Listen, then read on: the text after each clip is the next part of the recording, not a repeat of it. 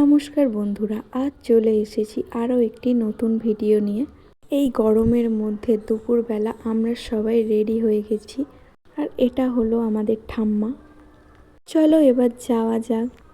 তো বুঝতে পারছো না তো আমরা এখন কোথায় যাচ্ছি? চলো আমিই বলে দিচ্ছি। আমরা যাচ্ছি মা চণ্ডীর মন্দিরের উদ্দেশ্যে। সেই দিনটি ছিল মা চণ্ডীর মন্দিরের প্রতিষ্ঠা দিবসের ৩য় বর্ষ। আমরা মন্দিরের সামনে গিয়েই দেখলাম মন্দিরের চারিদিকটা খুব সুন্দরভাবে ফুল দিয়ে সাজানো হয়েছে। এবার তোমরাও আমাদের মা চণ্ডীর মন্দিরটি দেখে নাও আর বলো কেমন সাজানো হয়েছে। এমন সুন্দরভাবে সাজানোর জন্য আমি আমাদের সকল গ্রামবাসীকে ধন্যবাদ জানাচ্ছি। আমি মা চণ্ডীর মন্দিরে প্রবেশ করেই দেখতে পেলাম তখনও মাকে সাজানো হয়ে ওঠেনি। সমস্ত জিনিসপত্র পরিষ্কার চলছিল তখনও, তাই পুজো শুরু হতে এখনো অনেকটাই দেরি আছে। এরপর আমরা মন্দিরের সামনে বসে কিছুক্ষণ সময় কাটিয়ে নিলাম।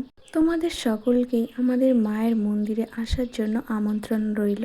সেই দিন মায়ের কাছে অন্নকূট ভোগের ব্যবস্থাও ছিল। প্রত্যেক বছরের মতো এই বছরেও তা আয়োজন করা হয়েছিল। মন্দিরে আমার একটি পুরনো স্টুডেন্টের সঙ্গে দেখা হয়ে গিয়েছিল। যাই হোক, তার ভিডিও আমার নেওয়া হয়নি। তো আজকের মতো এখানেই শেষ। সবার কেমন লাগলো ভিডিওটি জানিও। দেখা হচ্ছে পরের ভিডিওতে। সবাই ভালো থেকো, সুস্থ থেকো। ধন্যবাদ।